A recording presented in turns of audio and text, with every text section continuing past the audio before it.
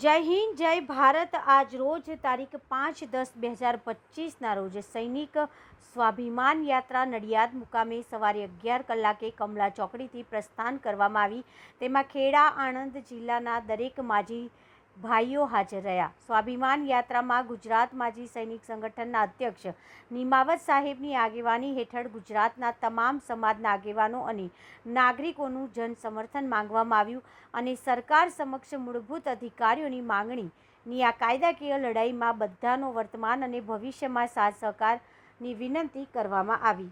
આ પ્રસંગને અનુરૂપ આમંત્રિત મહેમાન તરીકે આવેલા ચિસ્તિયા ફાઉન્ડેશનના પ્રમુખ સોહિલભાઈ ચિસ્તિયા કે જે હંમેશાથી માજી સૈનિક સંગઠનના દરેક તકલીફના કે સેવાના કામોમાં સાથ સહકાર આપે છે, તેમણે દરેક ભારતીયને આ સ્વાભિમાન યાત્રા અને આપણા દેશના જવાનોને સમર્થન આપવા આહવાન કર્યું હતું અને સ્વાભિમાન યાત્રા સ્વાગત કર્યું હતું। આ યાત્રા આખા ગુજરાતનો પ્રવાસ ખેડી જન સમર્થન માંગી આગળની રણનીતિ તૈયાર કરશે।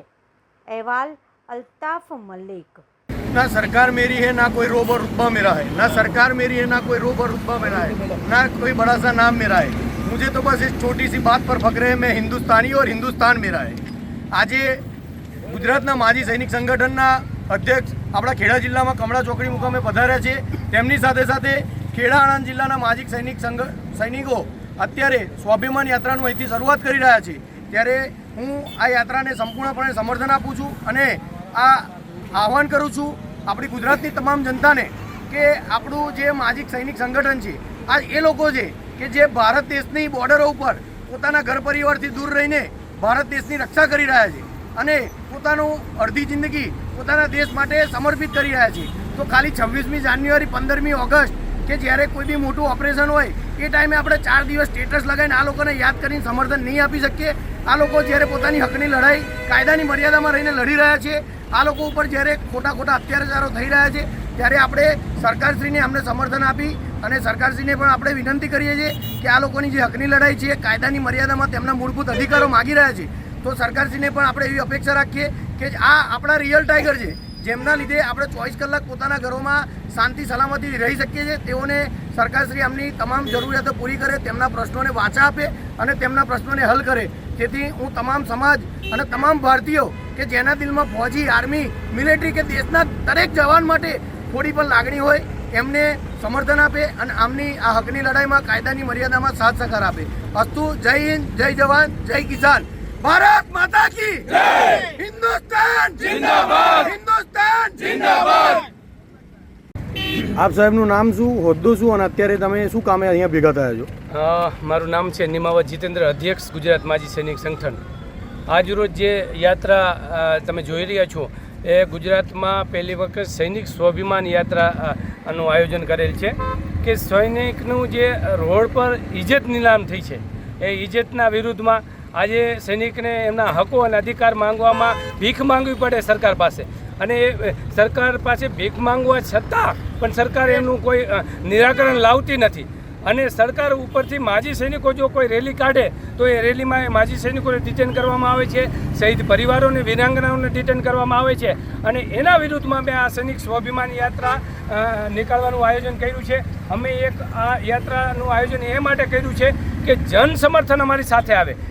બધા જે પણ સૈનિક જુદા જુદા સમાજો છે, કોઈ પણ જુદા જુદા પાર્ટીઓના ધારાસભ્યો છે કે કોઈ પણ છે, અમારા જો સૈનિકને પ્રેમ કરતા હોય, સૈનિક પ્રત્યે એમની લાગણી હોય તો અમારી સાથે આ યાત્રામાં જોડાવ અને જ્યારે પણ ગાંધીનગર અને અમદાવાદ ખાતે કોઈ પણ મોટામાં મોટું આયોજન કરવામાં આવે ત્યારે આ બધાને ત્યારે હાજર રાખી અને સરકાર વિરુદ્ધ અમારા પ્રશ્નો બાબતે આગળની લડાઈ લડવા માટેનું આ આયોજન છે। ना सरकार मेरी है, ना कोई रोब और रुतबा मेरा है, ना कोई बड़ा सा नाम मेरा है।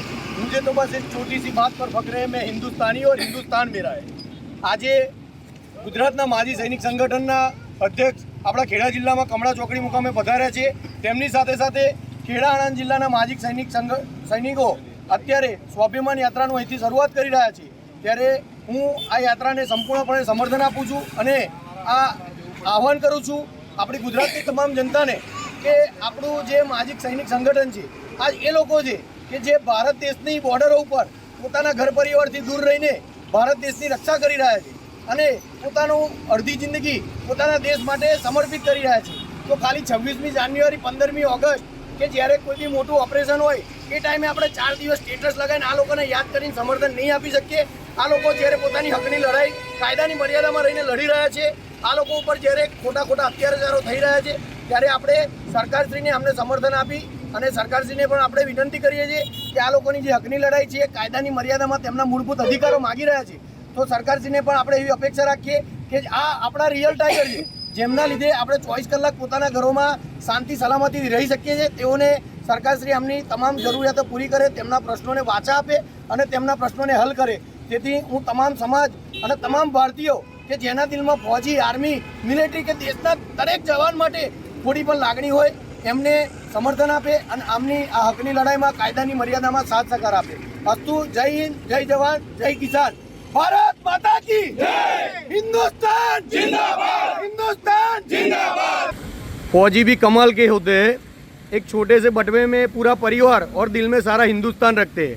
આજે નડિયાદ તાલુકાના કમળા ચોકડી મુકામે ખેડા અને આણંદ જિલ્લાના માજી સૈનિક સંગઠનના એક્સ આર્મીમેન બધા ભેગા થયા છે. ત્યારે આપણે તેમના એક અધિકારીને પૂછીશું કે આજે શું કાર્યક્રમ છે અને શાના માટે ભેગા છો. સાહેબ, આપનું નામ શું અને આજે કેમ અને શું કરવા ભેગા થયા છો? મારું નામ બાંબા તોગાભાઈ છે, એક્સ આર્મી, અને 2022થી લગાતાર અમારું આર્મી ગ્રુપ પૂરા ગુજરાતના માજી સૈનિકો અમારા અમુક મુદ્દાઓ લઈને સરકાર સમક્ષ રજૂ કરી રહ્યા છીએ. એ એવા મુદ્દાઓ છે જેનો ઓલરેડી ઠરાવ થઈ ગયેલા છે, પણ સરકાર એનું ચુસ્તપણે પાલન કરતી નથી. આ માગણીઓને લઈને અમે લગાતાર 2022થી ફૌજીઓ આંદોલન કરતા આવ્યા છીએ, પણ સરકારથી તરફથી કોઈ હકારાત્મક વલણ અમને મળ્યું નથી અને કોઈ એવો રિસ્પોન્સ મળ્યો નથી જે અમારી માગણીઓનો સ્વીકાર થાય. તો આ લડાઈને કાર્યરત કરતા અમે લગાતાર આ આંદોલનો કરતા રહ્યા છીએ.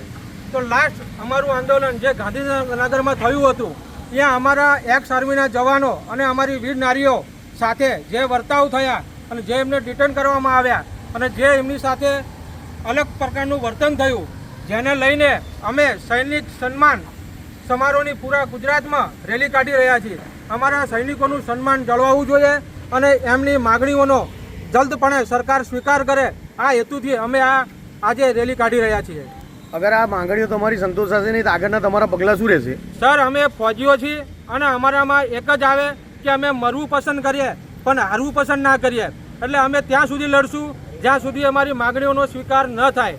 તો લગાતાર જ્યાં સુધી સરકાર અમારી માગણીઓનો સ્વીકાર નહીં કરે, અમારી લડાઈ કાર્યરત રહેશે. ભારત માતા કી જય! ભારત માતા કી જય! નમસ્કાર મિત્રો, હું ફિરોઝ ઈરાની આજે તમને એક નવી વાત કરવા આવ્યો છું.